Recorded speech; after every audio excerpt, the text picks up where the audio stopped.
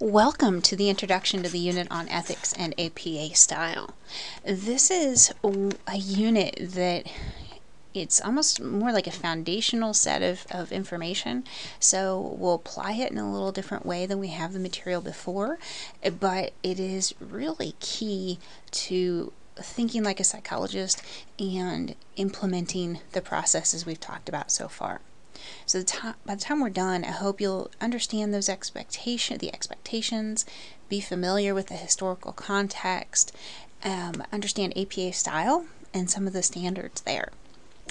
As you look at the material on ethical principles, I've put the information together in a way that gives you an idea of the context so you kind of understand where we're coming from, and that makes it clear why we have some of the principles we have. As you look at the different readings, that'll give you that information. And then the case study hopefully will help you understand a little bit more in terms of kind of day-to-day, so to speak, considerations.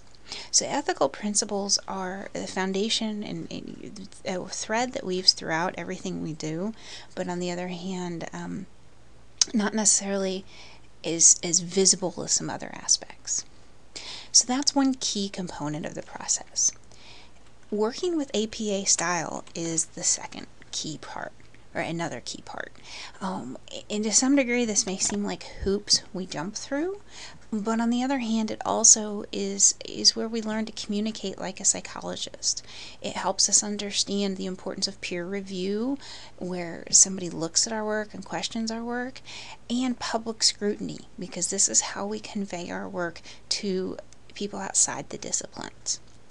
Maybe more important at this point, though, knowing how to write in APA style helps you better understand what others have written. So it helps you take advantage of the knowledge that's out there. In terms of writing in APA style, ideally it's clear and it's concise and it's engaging. So we get into the journal articles, you might question how well that's translated. If we look at this actual scholarship, we want to be accurate and thorough and objective and avoid plagiarism. That goes back to some of those ethical considerations. And we also want to draw upon original sources. So as you work on your writing, I'm going to want you to look to the primary sources of information, not somebody who said that this has happened. And that's something that's kind of in some ways a detail or a nuance, but it's really an important thought. In terms of the actual writing or the actual research report, it has a number of key sections.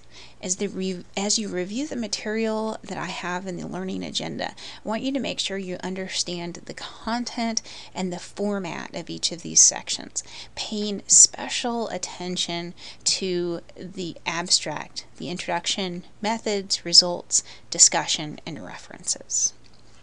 Each of those sections, the key sections, are split up by headings, and that's another key piece in conveying that you know about APA style. So some of these things, it's sort of like having your secret decoder ring that says, yeah, I'm a psychologist. Using headings appropriately is one of those pieces. Part of the reason we do that is because APA style does not start the sections on a new page. So the headings are the cue or the clue for the reader that we're making a transition of some point. And finally, another sort of key clue or cue is references. Now, APA style has references as a section of the paper, but we also have in-text references, sometimes also known as citations. Those in-text references direct the reader to the corresponding information in the references section. The big picture idea is that this lets the reader backtrack so that they can get more information from the original sources. Your paper has become a secondary source. References, though, come with a whole nother set of details related to both formatting and content. So you want to tune into that as you review the materials, including the supplementary slide sets that I'm going to post in eCompanion. Hopefully, by the time you've reviewed the information on ethics and APA style, as well as done the activities, you'll have a sense of where this plays in to helping you implement research and present yourself with the most professional face forward.